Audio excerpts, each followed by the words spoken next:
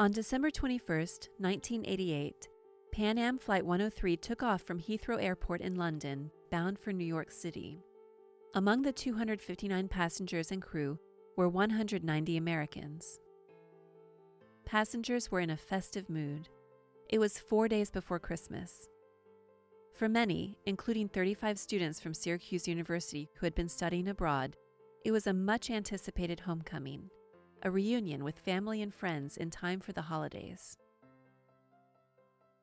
They never made it home.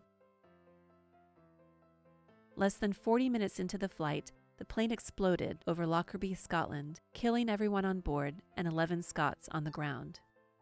It's been 35 years since the tragic bombing of Pan Am Flight 103. In this episode, we'll look back on one of the largest and most complex acts of international terrorism ever investigated by the FBI. I'm Perry Adams, and this is Inside the FBI.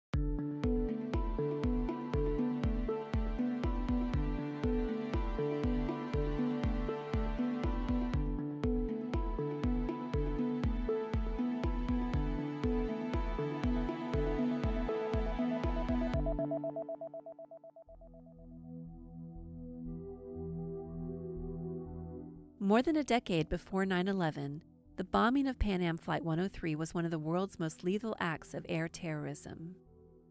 Here's FBI historian Dr. John Fox.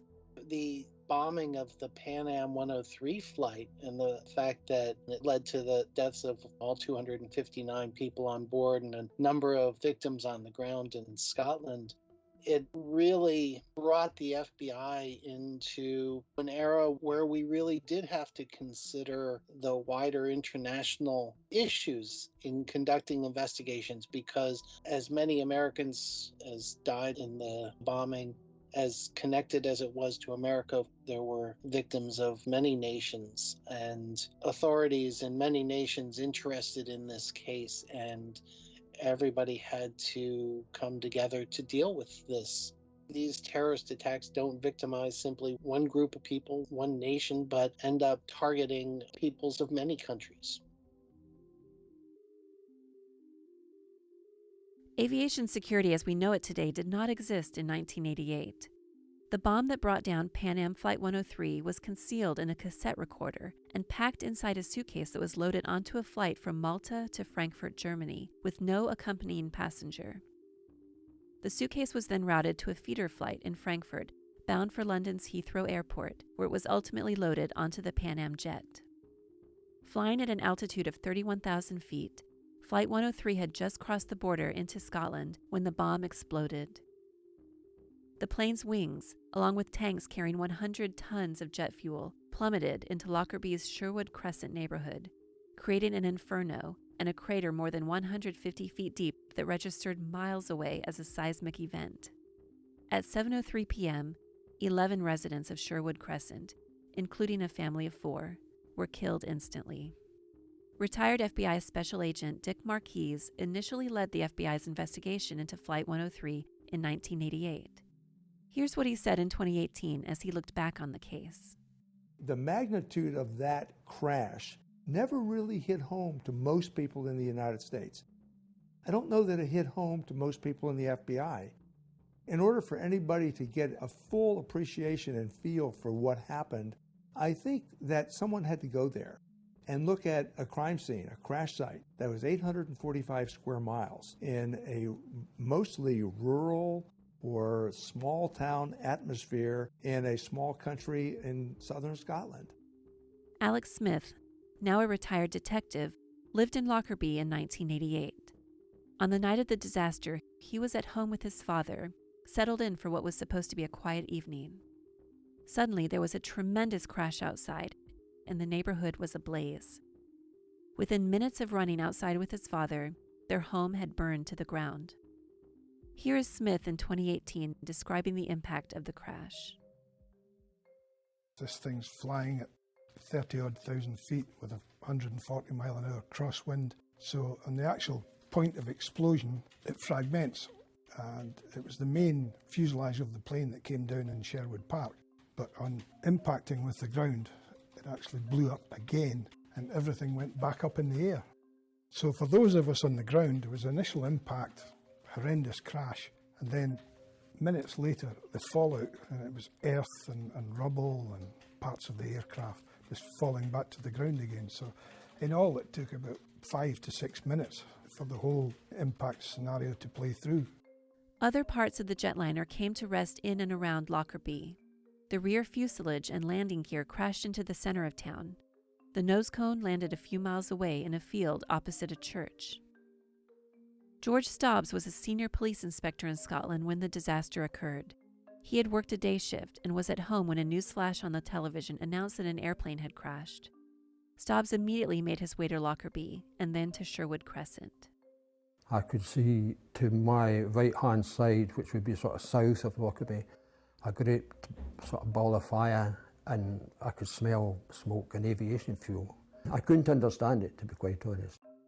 And the devastation I was seeing, I still couldn't fathom out how it had happened. Anyway, as I got into this area, there was a great roaring noise and flames coming out of a great big hole in the ground and dense smoke, terrific heat. I actually saw a wrought iron gate melting. It was like it was made of butter and it was dripping.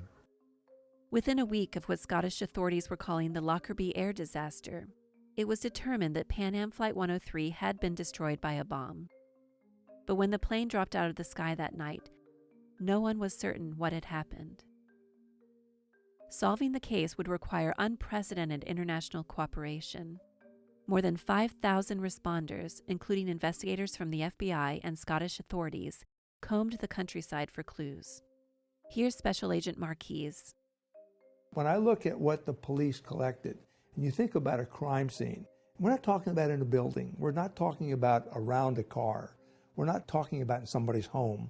We're talking about fields and streams and mountains and houses and buildings, 845 square miles. And I think probably the largest crime scene in history, 845 square miles that the police picked up evidence. And those police officers that did it, quite honestly, the majority of them didn't know what terrorism was. They had never faced it. They had never worked it. They had never seen a crime scene of that magnitude. They did an incredible job that I don't know that anybody, including the FBI, could have replicated with the circumstances that they had to deal with. From the outset, the Scottish police treated the disaster as a crime scene and preserved everything that might be evidence. Geographical boundaries were drawn into sectors, and a dedicated team was assigned to each. Anything recovered was meticulously cataloged. Investigators recovered 319 tons of wreckage and thousands of pieces of evidence. In the debris, they found the tiny fragment that helped establish the bomb had been placed inside a radio in a piece of luggage. Another small fragment, found embedded in a piece of shirt, helped identify the explosive timer. In the years that followed, investigators continued to put the puzzle pieces together, interviewing more than 10,000 individuals in 16 countries. In 1991, the British and American governments charged 2 Libyan intelligence operatives in the case. Their trial in 2000 was held in Scottish court, built for the occasion on a former U.S. military base in the Netherlands. The court acquitted one of the men and convicted the other in 2001, sentencing him to life in prison. The Libyan government formally accepted responsibility for the bombing and agreed to pay nearly $3 billion to the victims' families. Since the bombing, victims' families have continued to push to advance the investigation, believing the plot and its execution were not limited to those 2 operatives. Agents from the FBI's Washington field office made repeated trips to countries with a nexus to the plot. And in private briefings, FBI officials steadfastly assured victims' families the investigation was robust and ongoing.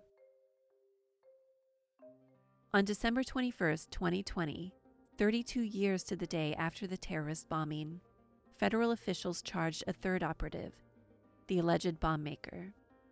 Now in his 70s, he was arrested in 2022. Here's Dr. Fox. Despite this attack having occurred 35 years ago, we continue to pursue those who were guilty of committing it. We still seek justice for the victims and for those who still suffer because of their losses from that attack that day. The FBI's Victim Services Division also continues to provide support and services to the victims of Pan Am Flight 103 as they attend investigative briefings, court proceedings, and memorial events like the annual ceremony in Syracuse, New York, that honors the 35 university students who died in the bombing. Kevin Gutfleisch is a supervisor in the FBI's Victim Services Division. Even though the crime happened 35 years ago, they are still living with the results of that incident. Victims' needs change over time, and it's critical that the victims know that they have support. Within days of the bombing, and for years after, family members of victims from the United States and other countries made their way to Lockerbie. Some wanted to know exactly where their loved one's body had been recovered. Others sought the comfort of the peaceful memorials erected to honor the victims. As time passed, many came to say thank you. Scottish police officers and Lockerbie residents regularly volunteered to be guides and companions to these special visitors, and because of the grace and compassion shown to grieving strangers a long way from home, lasting bonds were formed. With so many first responders, including young soldiers, streaming in to assist with recovering the bodies and clearing the wreckage, there became an immediate need in Lockerbie for food. The townspeople began baking scones and cakes to supplement other food services and to show kindness to the workers who faced such a grim task. Some of the Lockerbie women volunteered to clean soldiers' uniforms, and that thoughtfulness turned into something more. The laundry ladies, as they became known, began to clean and carefully fold and package the recovered clothing of the victims so that the items could be returned to loved ones.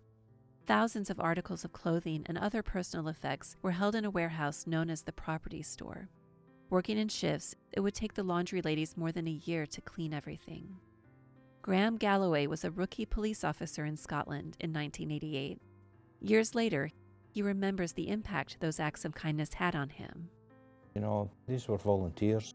These were people that just wanted to do their wee bit to put something back in. And I think we can never ever lose sight of that people, that kind of human kindness will always, in my view, outshine any terrorist act.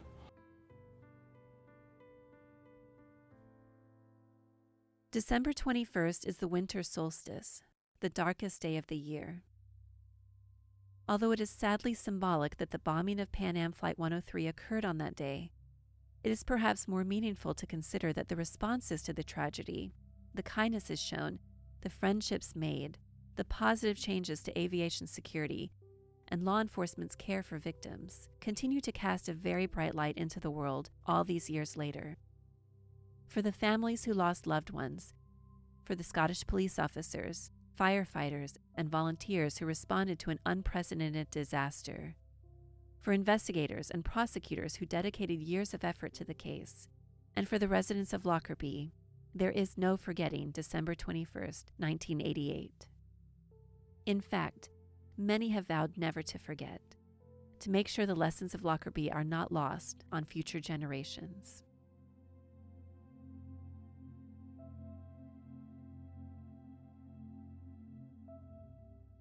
This has been another production of Inside the FBI. You can follow us on your favorite podcast player, including Spotify, Apple Podcasts, Google Podcasts, or YouTube. You can also subscribe to email alerts about new episodes at fbi.gov/podcasts. I'm Perry Adams from the FBI's Office of Public Affairs. Thanks for tuning in.